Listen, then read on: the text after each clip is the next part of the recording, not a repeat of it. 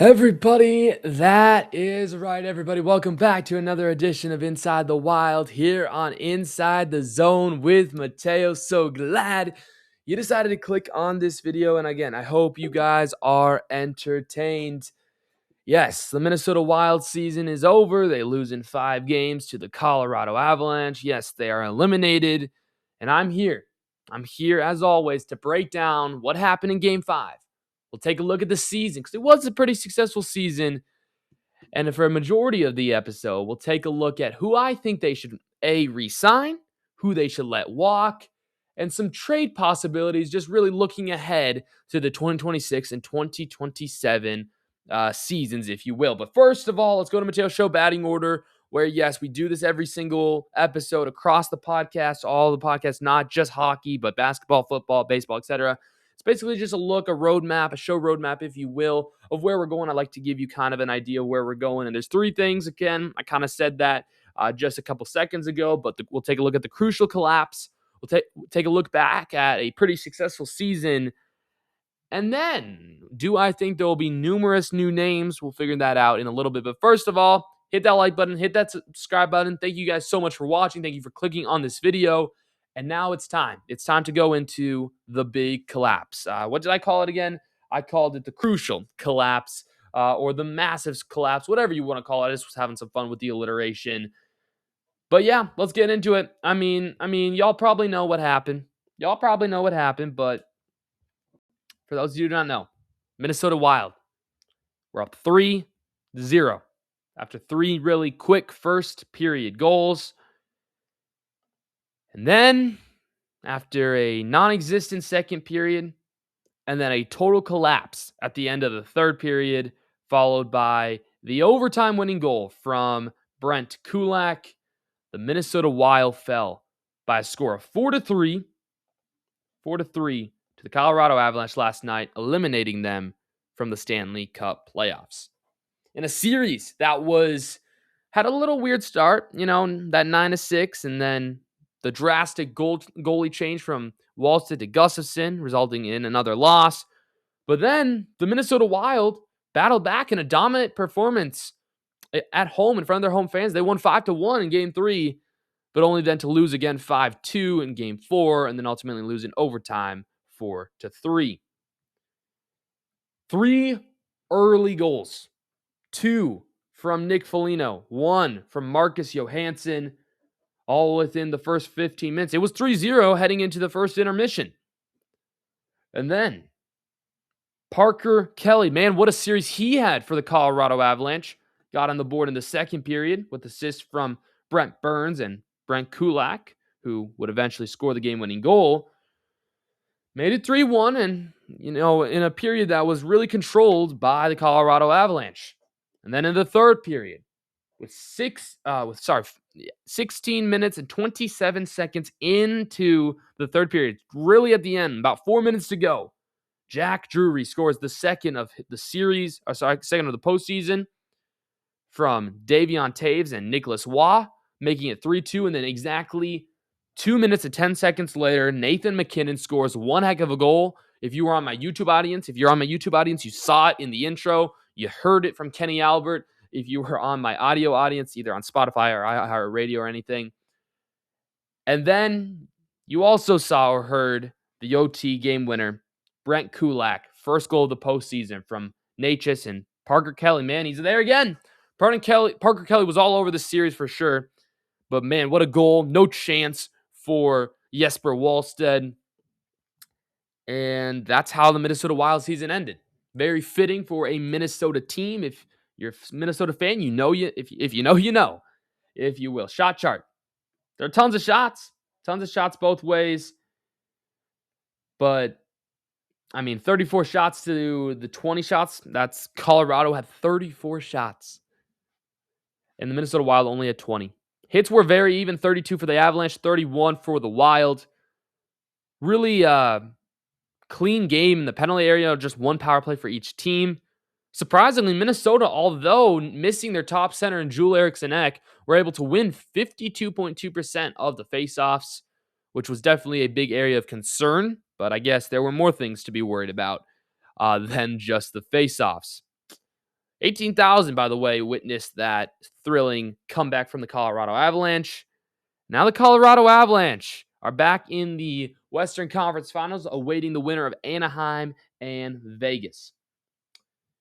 We can get into some other stats here as we just kind of break down this collapse. And to be honest, I don't know what happened. Like, I tweeted this out on Twitter or X, whatever you want to call it.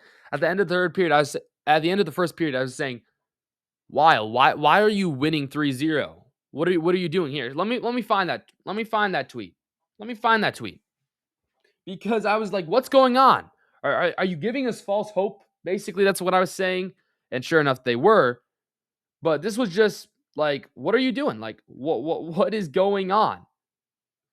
Here's the tweet. I said, what are y'all doing at Minnesota Wild? Giving us the normal Minnesota hope before you let us down, or no? Question mark.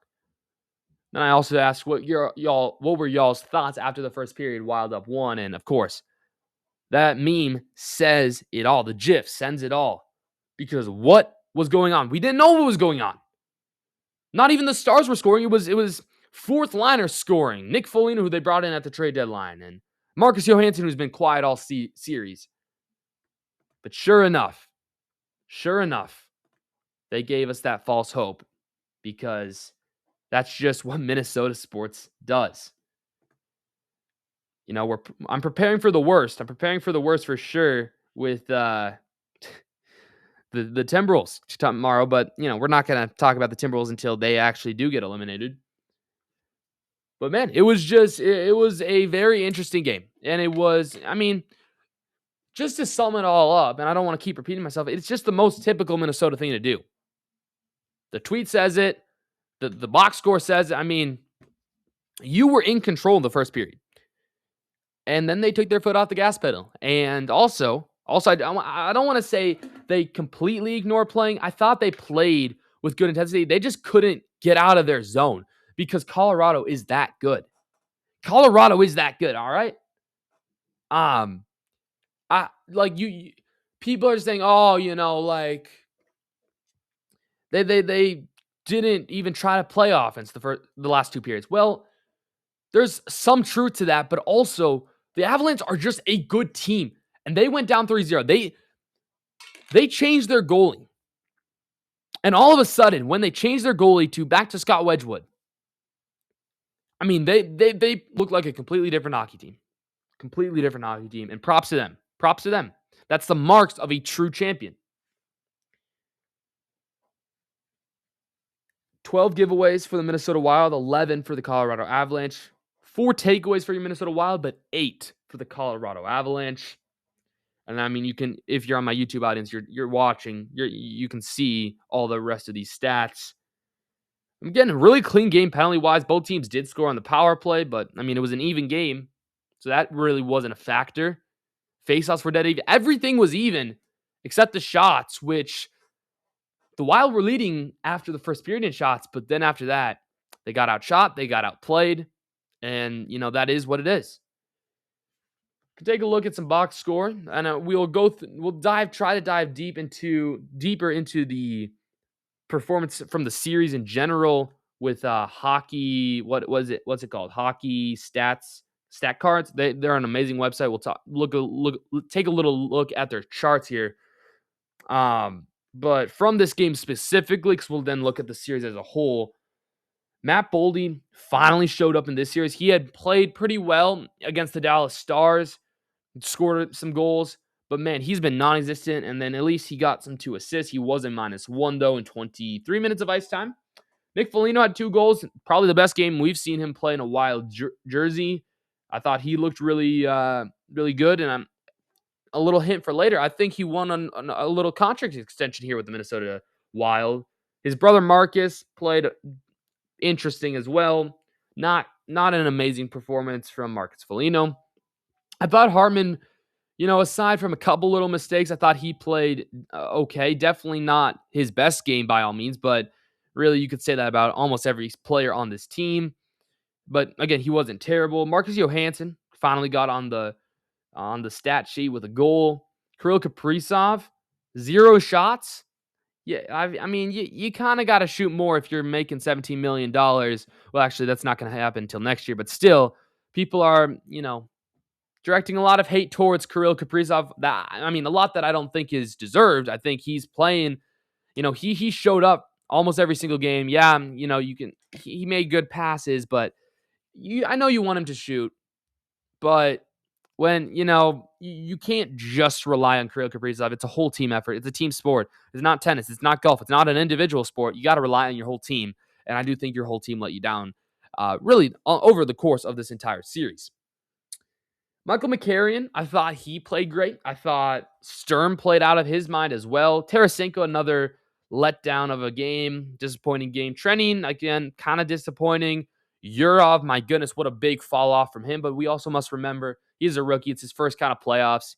Should he be better? Yes, but I'm not going to give the kid too much, blaming or whatever. I think, he knows he has to be better, and that's all that I have to say about that. And then Matt Zuccarello, for being almost 38, 39 years old, he, did what you wanted him. You would have liked him to maybe got an assist or something.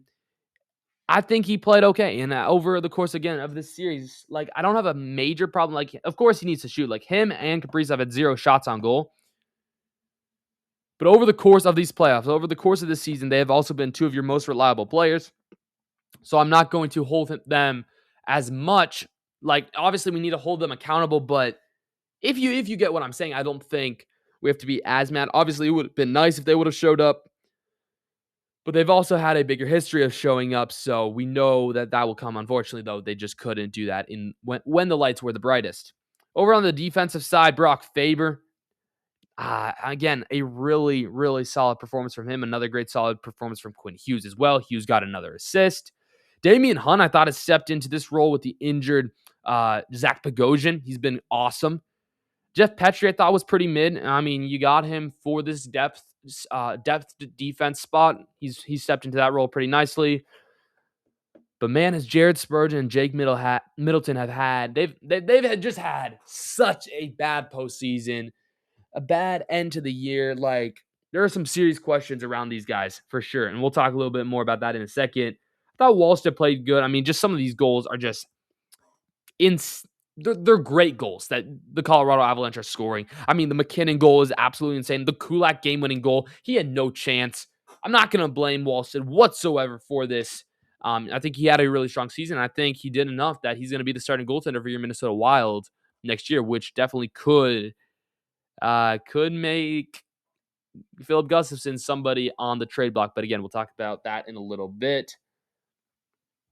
Now, though, we don't need to really focus too much, I don't think, on this particular game now. I think we talked, I gave you my quick thoughts. I want to look at this game as the series as a whole, because I do think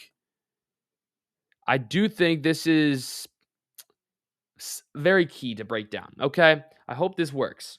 Bam. Yeah. Okay. It works. Okay. It's not the best, but it's going to be okay. Can we make this a little bigger, do we think? Sorry, guys. I didn't know if this was going to work. There we go. Wait. Yeah. All right. It works. So this is from...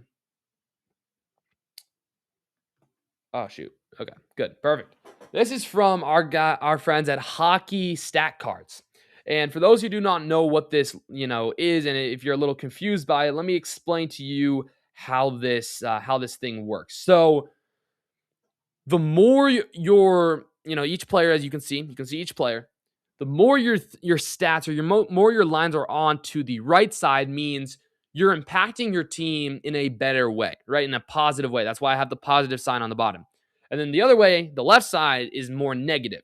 And I'm sorry for my audio audience if you can't see this. I apologize. You can pull it up on YouTube and see what I mean. Or you can pull up hockeystatcards.com and find the Wild series overview, because this is exactly the series overview.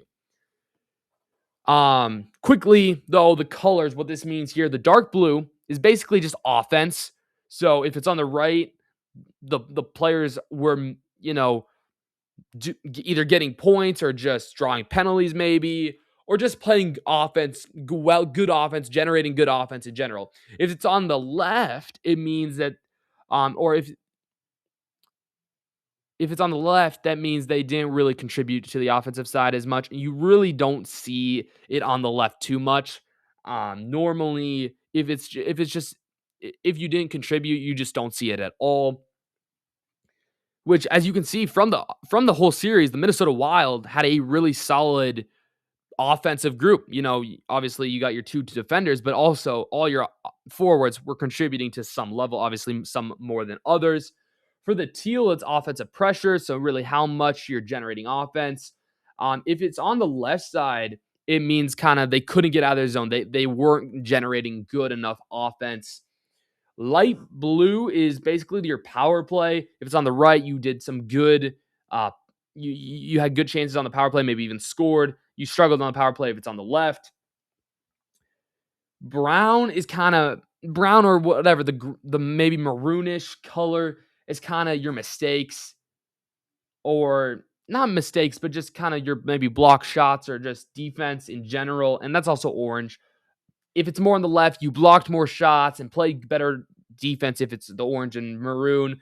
But of course, you're letting your opponents get more shots if it's on the left, or just taking bad penalties and just not locking in on defense, if you will, if it's more on the left. And then the yellow is kind of a penalty kill. Yellow, if you were good at killing penalties, it's more on the right. And if you were not as great on the penalty kill and giving up goals, which again, the Wild gave up a power play goal in every single game of this series against the Avalanche. As you can see, I mean, there's not any good yellow on, any yellow on the good side, on the right side. But anyway, other than this, of course, I wanted to mention the Middleton Spurgeon issues because, it's been tough. Okay. It's been tough. Oh, shoot. Hold on. All right. It's been tough for them. Like, there are these two guys right here. If you can't see their names, if it's cut off, I don't think it's cut off, but even if it is, these are the guys, right? Those are Middleton, those are Spurgeon. Middleton and then Spurgeon. Spurgeon was actually the worst. For two of your top four defensemen, and now I know you don't have Jonas Brodin, but for two of your top four defensemen before Quinn Hughes was here, this is not okay. This is not okay. Everybody else is not even halfway where you are. Middleton and Spurgeon were on the ice for almost every single Colorado Avalanche goal. It is almost inexcusable for that to happen. As you can see, Kaprizov, Boldy, Hartman, Zuccarello, those were your top four players for the forwards. Faber, Hughes, all the way on the positive side, right? Positive side. Even some guys you get frustrated with, Johansson and Sturm and Urov, they're now nowhere near how poorly Middleton and Spurgeon played. And I know this chart can be confusing at times, but looking at this is all you need to know. Everyone else was more towards either the middle, which is average, or on the positive side. The two players who played the worst are two of your players that you want on the ice guarding some of the best players. And they couldn't guard him. On that McKinnon goal, what is Middleton doing? He's just on the ground. He's not even the right lane. He's not going to block the shot. He gave McKinnon a wide open look. And by the way, that goal was absolutely insane, but still, the shot could have been prevented. It could have been blocked, but it wasn't. It wasn't. -5 Spurgeon for the series, -4.5 for Middleton in the series. They were the only two minus players. The only two minus players other than Gustafsson who played one game. Everybody else was over a 3. Sorry, over a 2. Pretty much. And I don't count Bogosian because he was kind of here and there. He didn't play many games. And as you can see, his sample size is not very much compared to the others.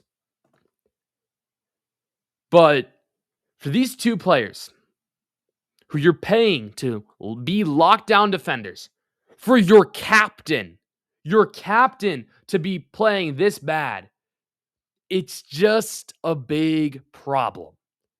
And the thing is also, John Hines maybe split them up one game. Hines, you got to split them up. Because maybe if you can split them up, maybe it's going to be less. Maybe you're going to get half of the goals scored on you. It was a nightmare to watch them. I thought the Bogosian Middleton pairing was going to be a nightmare before Brodin got hurt. I think if he would have played with Bogosian, it would have been a little better because Bogosian's a good, solid defender. But my goodness, did they struggle? Could they definitely, they're still under contract. Could they definitely bounce back next season if they're still on the team? 100%. But I think at least one of them has to be on. It's just unfortunate. It's just unfortunate, bro. That's all it is. It's just simply unfortunate that this is where it's come to. Right? This is where it's come.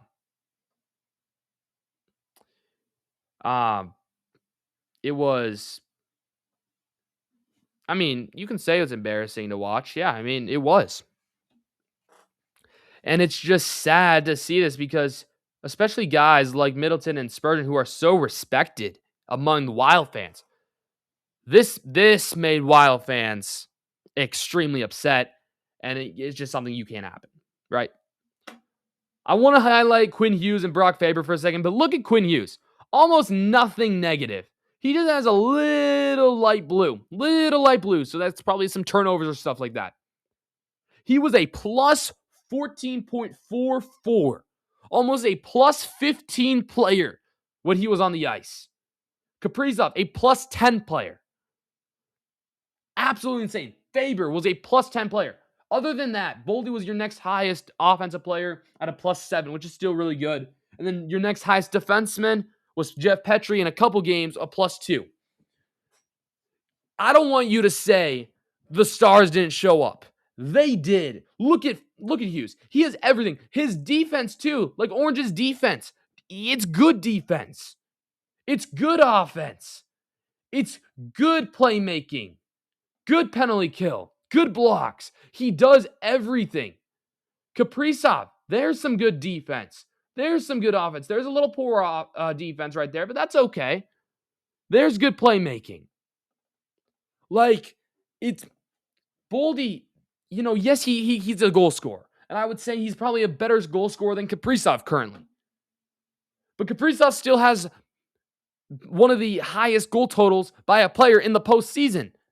He just didn't play exceptionally well in some of the games. And people are all getting mad.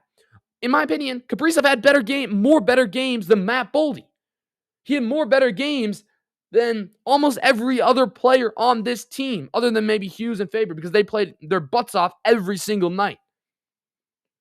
A plus 10 for Kaprizov, a plus 10 for Faber, Kaprizov, a plus 15 for Quinn Hughes is absolutely insane. So I just wanted to highlight some of these things. Again, I don't want to spend too much time on this because there's a lot more to talk about. But I love hockey stat cards. Go look at their website. Save it. They're an amazing website. They have stuff for college football and also NFL football. So go ahead. They're a great group. I love it. I love them. So that's kind of a recap of the collapse, right? That's a recap. I think a solid recap of the collapse. Now we go over to the season recap because it was a pretty successful season nonetheless. Sure, it's not the way you wanted it to end, but let me just remind you, this is going to be pretty short, of what they accomplished this season.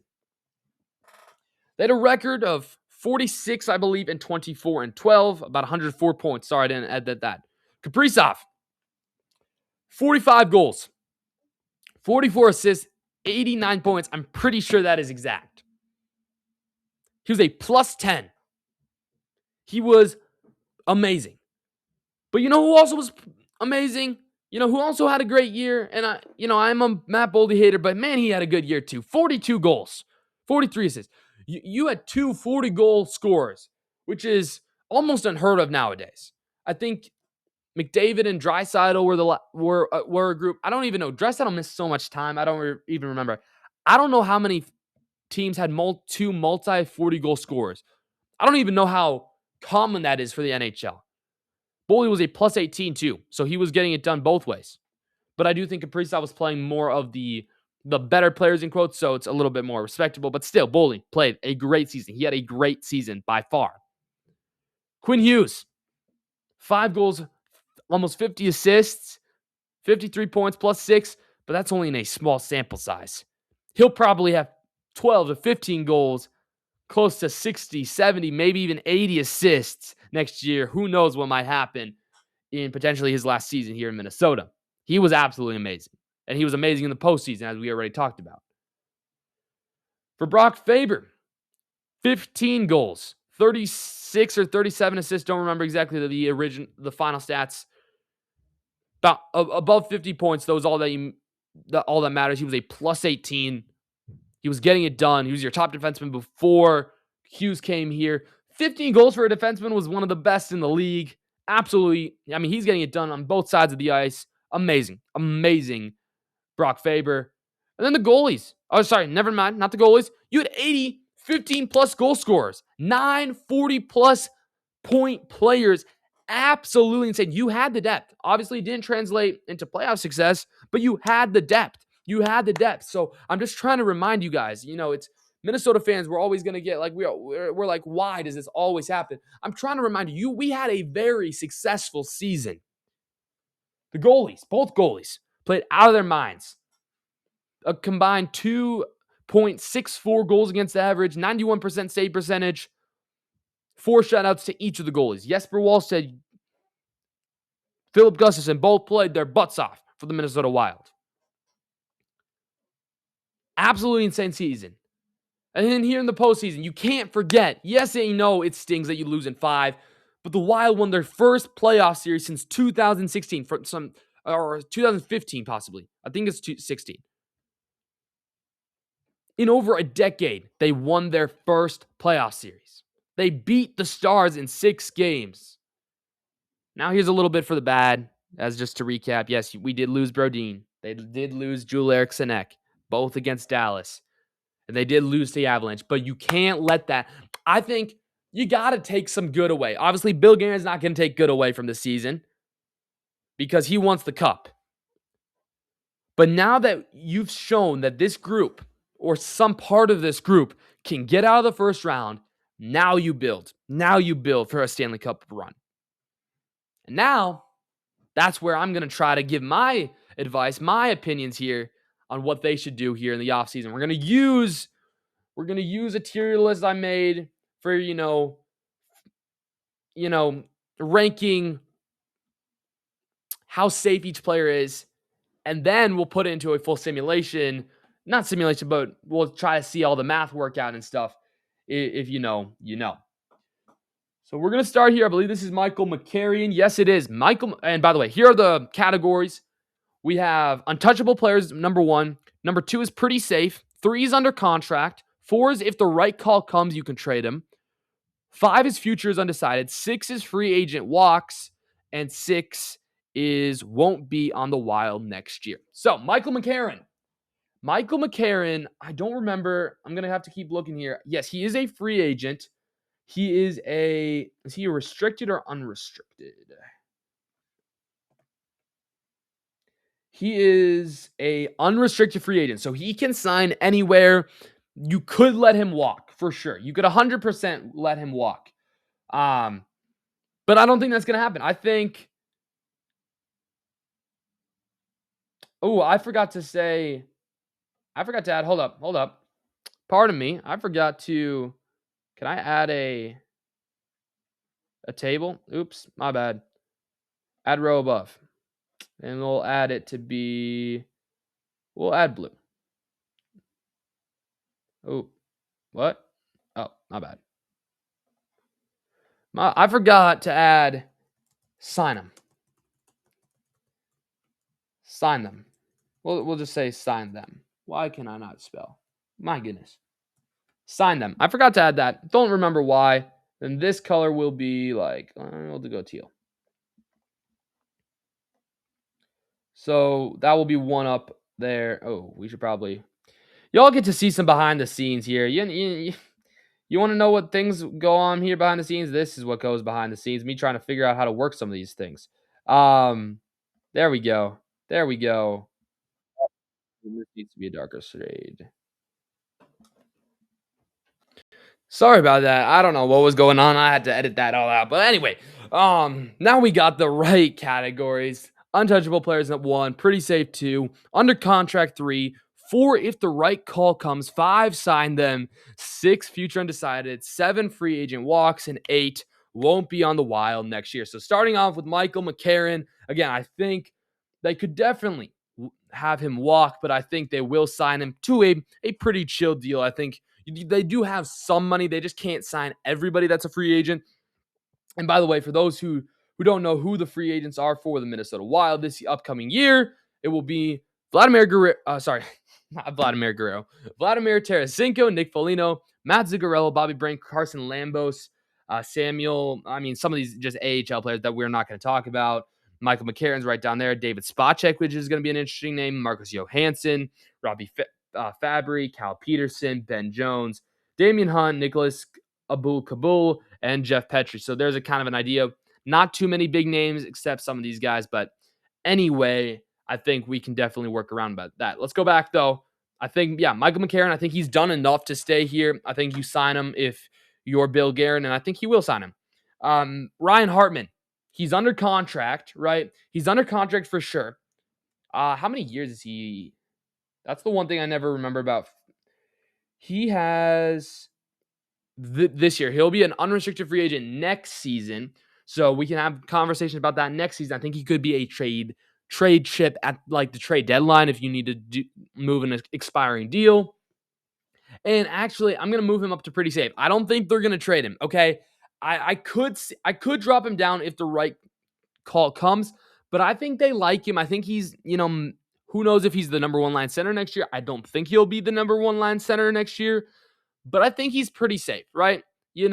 I definitely could see them moving on from him, but I think he's pretty safe in my eyes. Like I could see, if it could go, he could go in the if the right call comes category, just because, if there's an opportunity to get somebody like Austin Matthews and you need that to match salary, I could see that. But otherwise, I think he's pretty safe, so I'm going to put him in pretty safe.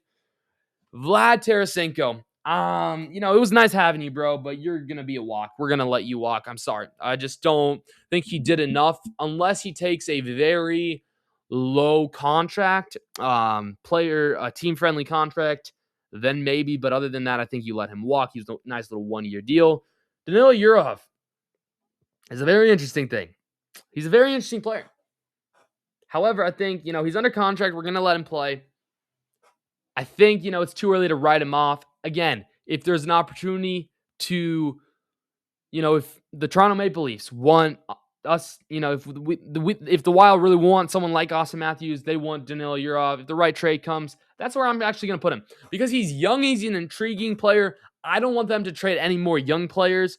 To be honest, they did that too many. They did Bouillon, they did Rossi, etc. I think you got to keep some young players, especially since you have less cap space. But I think Yurov goes in if the right call comes. I think he's on this team next year. But again, if the right call comes, Danilo Yurov might be out of Minnesota. Matt Zuccarello. This one's good. This is a very interesting one. Now, he could be a walk, but I don't think it's going to be the case. I think he wants to play another year, and I think he's going to sign for a veteran league minimum. I really do. Maybe 2-3 million, maybe a little above than a veteran league minimum, but I think he wants to play another year. He feels good. Michael Russo did an article or story on him in general. He doesn't feel like he's 38, 39. He wants to play a little bit more. I think Kaprizov wants him here 1 more year at least. Maybe this will be his farewell tour. I don't know. I don't think they sign him, though. I think that's going to be not number one on Bill Guerin's offseason to-do list. Obviously, that has to be re-signing Quinn Hughes to an extension, but I think that's definitely towards the top. Zach Bogosian, going to be also a free agent, I believe. Let me just make sure that is accurate. I believe did I read him off? I thought I read him off. Hold up. I thought he was a free agent. Zach Bogosian. Yeah, he is. He is a free agent. Okay. Yeah. Bogosian is a free agent. So, again, there's a bunch of interesting places here. I don't think I actually read him off, but he is a free agent. I think. Right? Right? Zach Bogosian. He's a free agent. He's a free agent, I think. I'm just Googling it.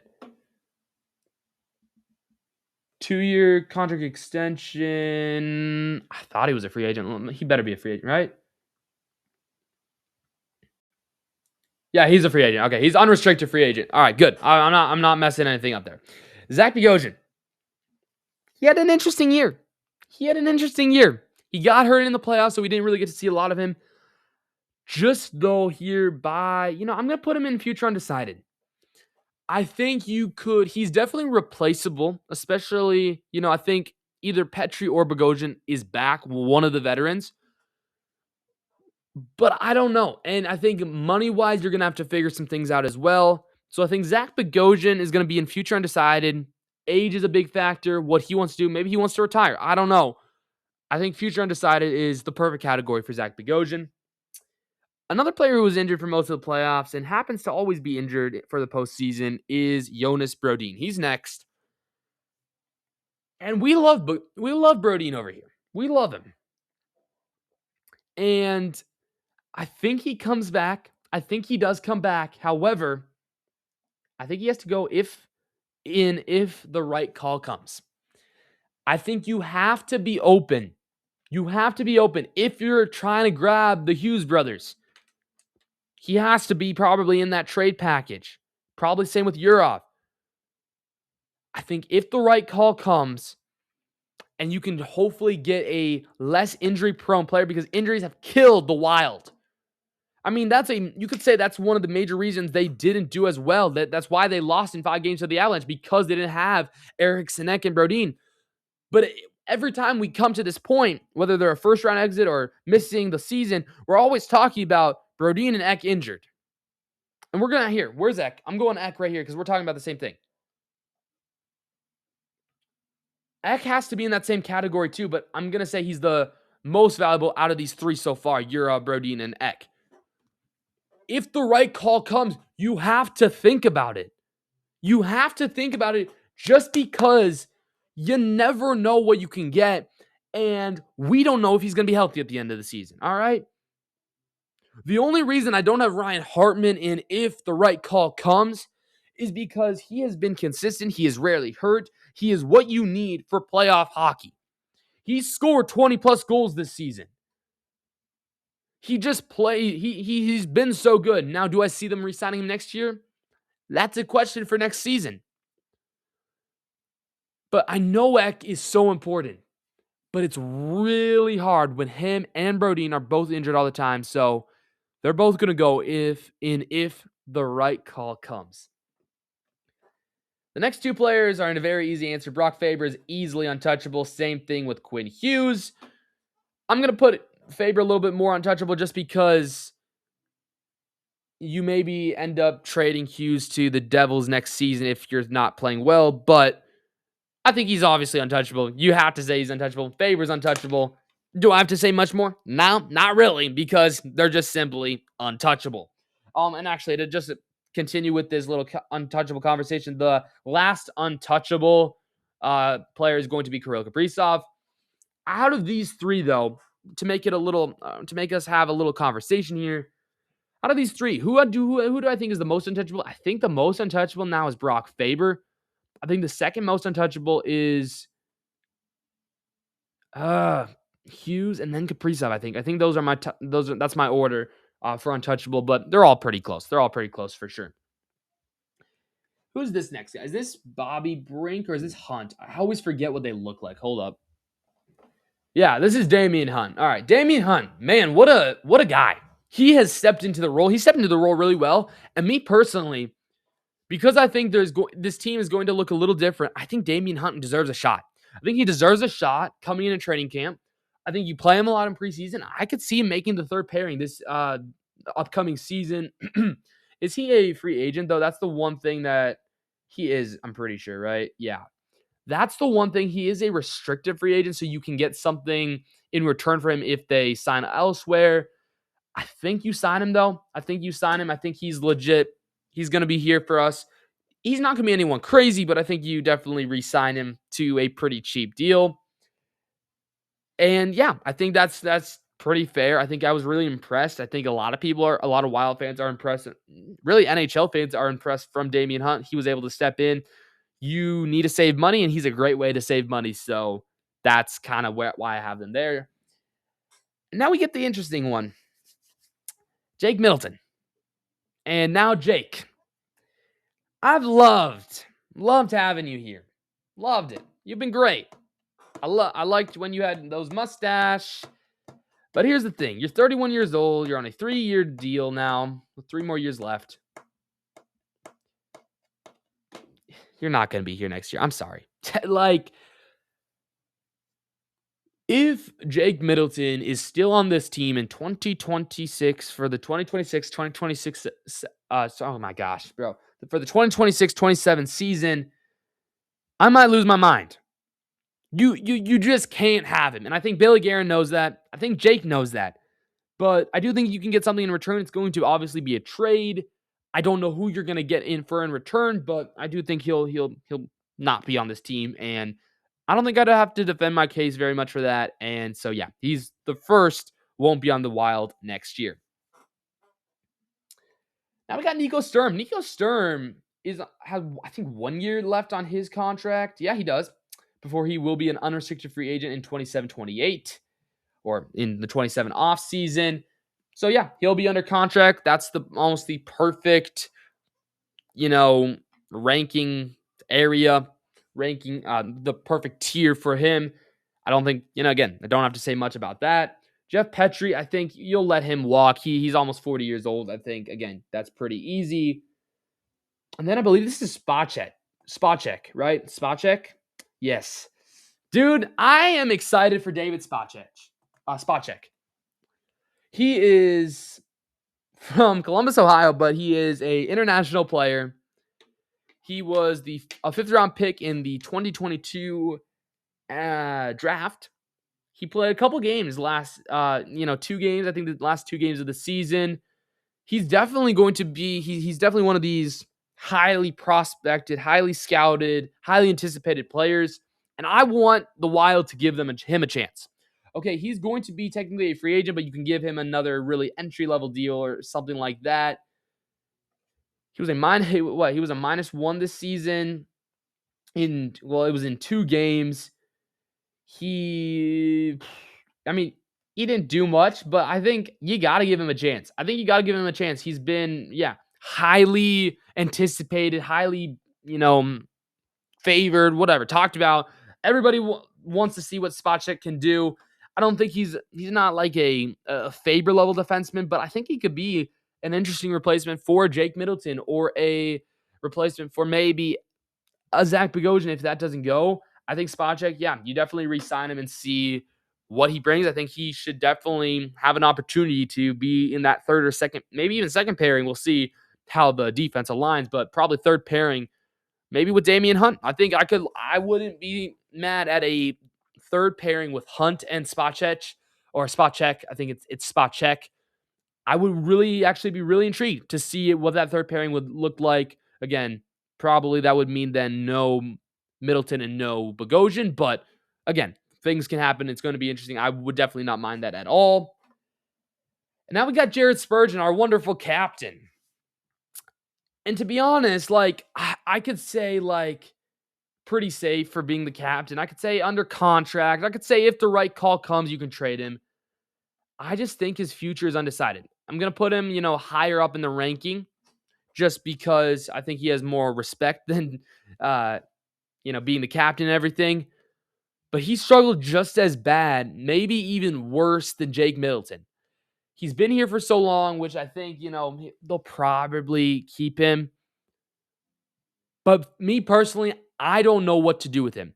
I think he's the perfect salary filler for any of the stars that they've been rumored to try to get. One of those probably centers because you need a center. But again, I could also see them keeping him because he's the captain, of course. But if he does get moved, write this down here. I think Brock Faber becomes your captain. I think it's pretty easily. That's who's it's going to be.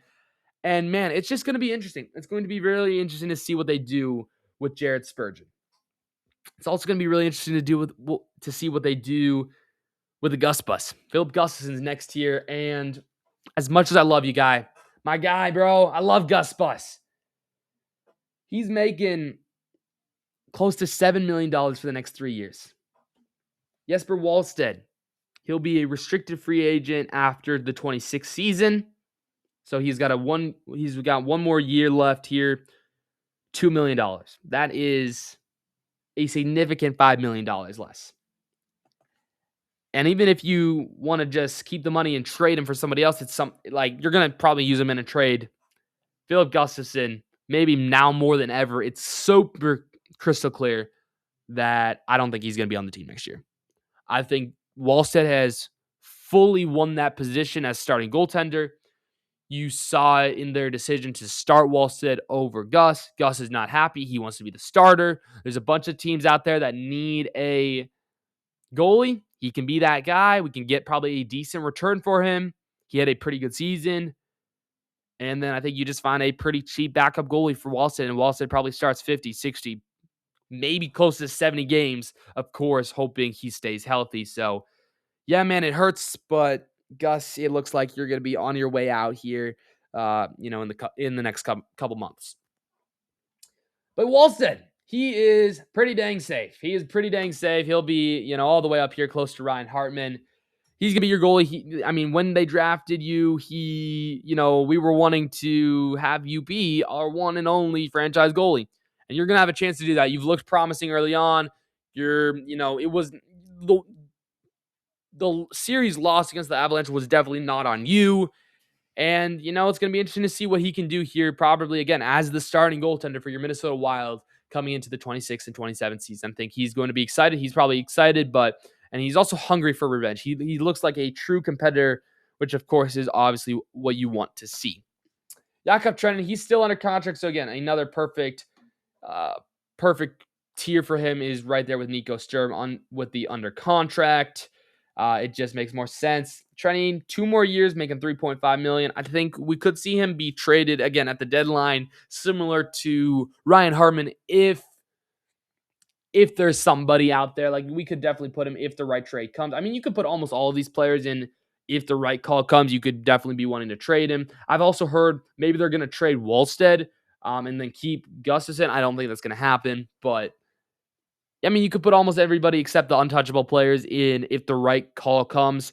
But I'm gonna believe in Jakub Trenin. I think he's gonna be probably another third line center here for your Minnesota Wild. I think he had a really strong season, and led the league in hits too. So he brings the physicality. He can score. He can penalty kill. It's everything. He's your perfect utility man. Similar to Nico Sturm. Matt Boldy. He probably should be untouchable.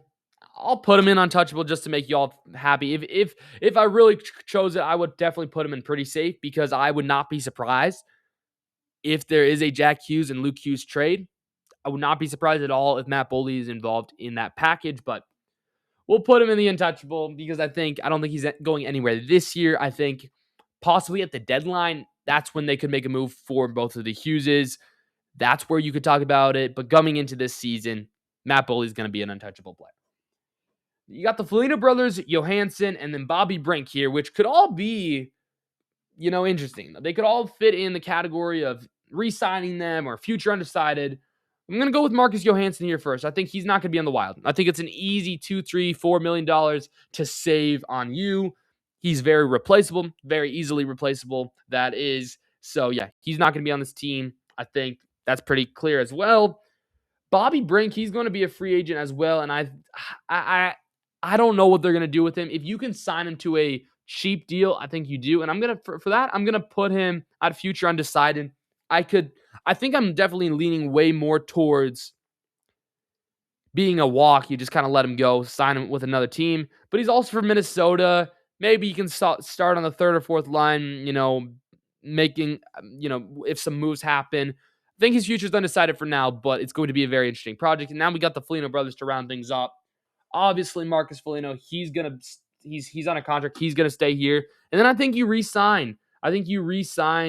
Our guy Nick Foligno. I think that's a very easy signing. I think you could probably take a veteran league minimum, and you get to just have the Foligno brothers on the same team again. They get to share that experience probably on the fourth line, which is awesome. Which is absolutely awesome.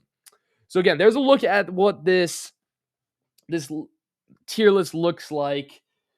A lot of people safe, but there's definitely some people that either their future's undecided or, maybe you're just going to let them walk. And this team, I don't know how drastically it's going to look, how drastically different it's going to look, but I think there's going to be some notable changes here.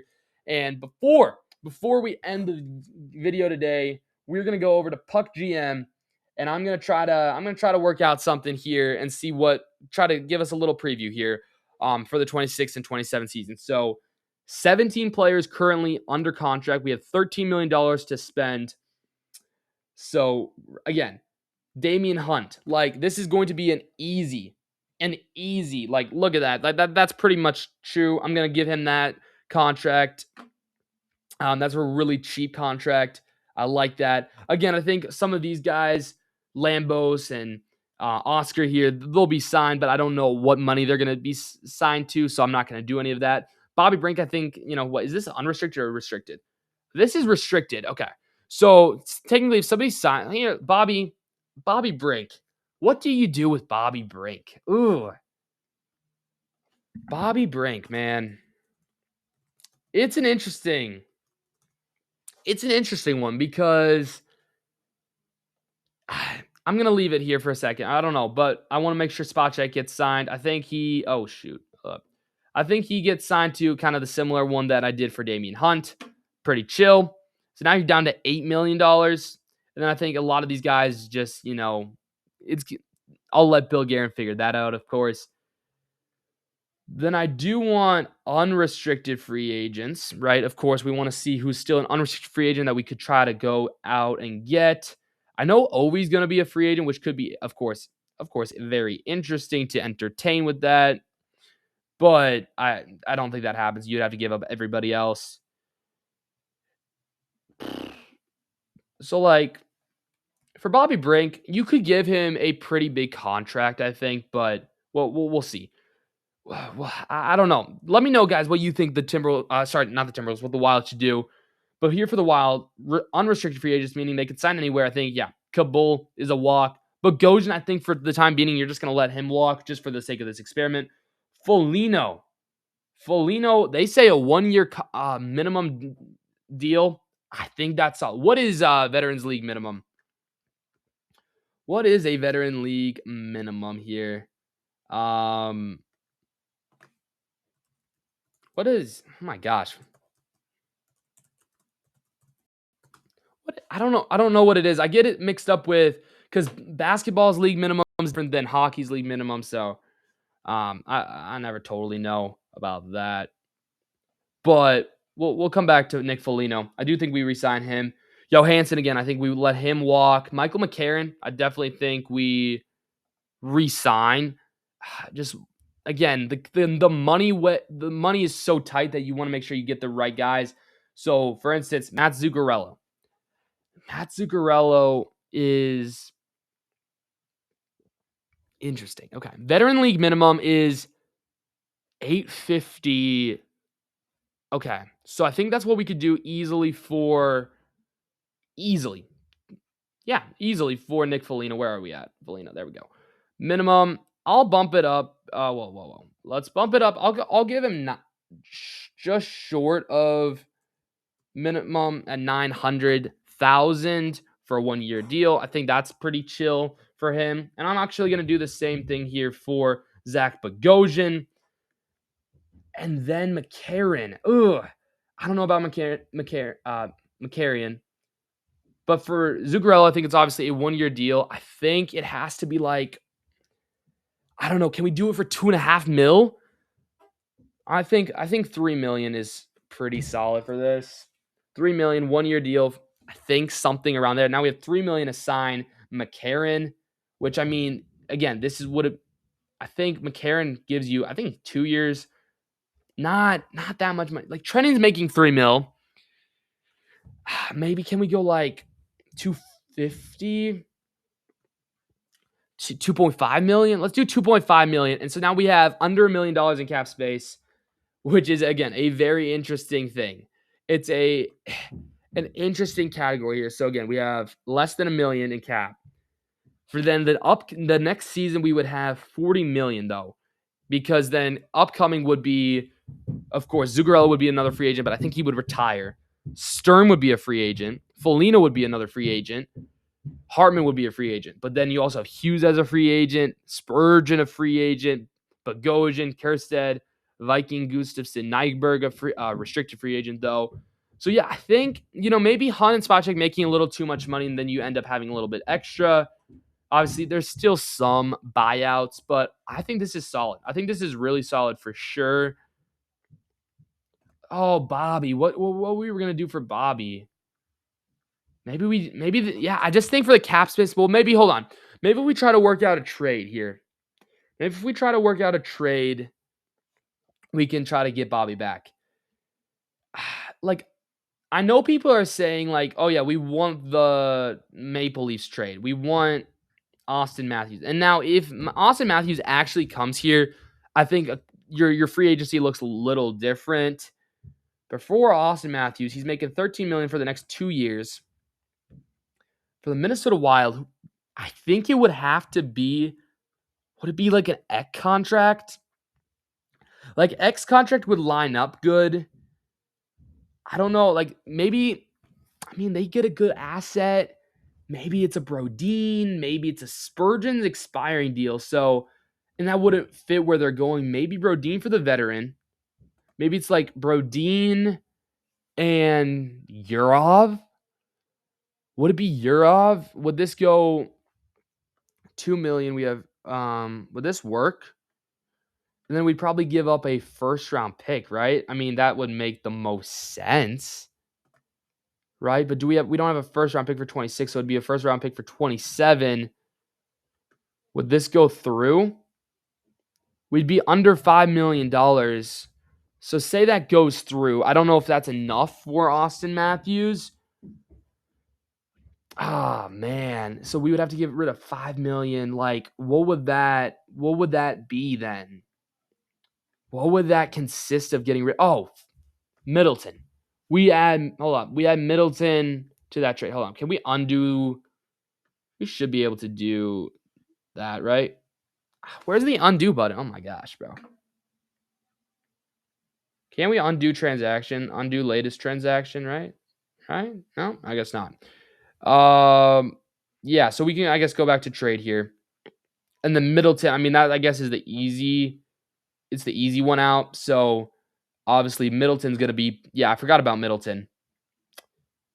So Middleton here. Who else did I say anybody else would be traded? Oh, Gus. So yeah, I mean, I guess you can make it work. To be honest, like you add Gustafsson to the trade. Like Toronto needs a goalie. Hold up. Let me reset something quick. I'll be back in a second. So yeah, maybe something like this, like Middleton, Gustafsson, Europe, and a first round pick. This one now you don't even have to do. Brodin. I don't know. Leaf fans, would you take this? Maybe here, just to make it a little bit more realistic here, let's add in a third round pick for this year and maybe a third round pick for 2028. You throw it all in just to make it a little bit more fair. Obviously, we can then submit the trade.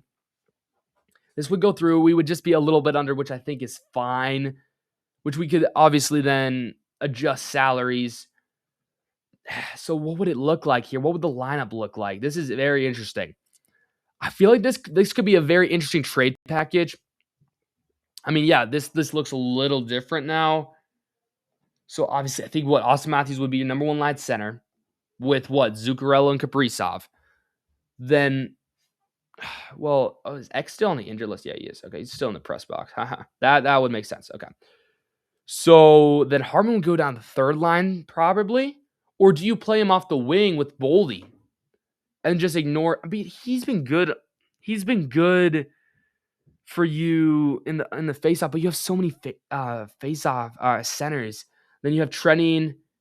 Then the Felinos probably play together. I actually really like the line of Sturm and then these goalies. And then McCarron goes to the right wing, and then you need another winger, which then you move. Then you can also move Hunt up with Spurgeon, Bogosian with Spacek. Well, then Brodin's also here. Oh, ooh. So even Brodin, you could release Brodin, ignore Bogosian. Get rid of Bogosian here. Hold up. Can we release him? Hold up. Contract option. Delete. Oh, I don't want to remove him. Okay, I don't want to buy him out. Can I? Oh, dang it! I don't. Sorry. Okay, let's just say we get rid of Bogosian. We save money. We save about $1 million. Then this is what we could do. We could bring that. This is exactly where we could bring Bobby Brink. We could definitely bring Bobby here. Yeah, that's what we could do. Okay, I think there's a way. You get the idea. 1 year, I think again, he makes something like this. We can afford it if we don't sign Bogosian back. And then we go to depth chart, of course. Depth chart would then include Bobby Brink here, right wing. He's a right wing, then we don't have as many left wings, but that's okay. Maybe then we move Trenning over to the left wing. McCarron moves to the center, and then Bobby as your right wing. I think that could be interesting. I do think that could be interesting. You can entertain with that. Obviously, you need a backup. You need a backup goalie, but I think Cal Peterson could work, or one of these guys, or you could figure out something maybe via trade again. But I think this could be interesting for sure. And then, of course, you would want to extend Quinn Hughes. Has to be your first, your number one priority. I think like a 5-6 deal, like whatever, right? That's what you would want to do. You have the money. But yeah, that's kind of what I'm thinking here. It could work. It could work. You see the vision. You see the vision. That's kind of what I'm thinking for your Minnesota Wild. And so, yeah, I do think there could be definitely some new names. Very interesting. Hope you guys enjoyed this episode. If you want more kind of contract episodes like this, for sure, let me know in the comments down below. Here's what's coming up as normal. On the podcast, episodes come out every Tuesday, every Thursday. I try to post almost daily shorts, King of Competitors, where we take a look at Christian athletes and what they believe and how we can learn from them. Those episodes premiere every Saturday, 10 a.m. Eastern. So, I'm in the chat there and you can ask questions and just really react to whatever they're saying and whatever I say. You can check out my articles on my website linked in the description down below. Thank you guys so much for watching. Appreciate you guys. Let me know all your thoughts about the Wild and just about everything I said here in the episode in the comments down below. Thank you guys so much for watching. If you haven't already, hit that like button, hit that subscribe button, turn the notification bell button on so you never ever miss any single episode or short or whatever. And most importantly, don't forget to keep God first because he's the most important thing in your lives. I'll see you guys all in the next one. Have a great day. Peace.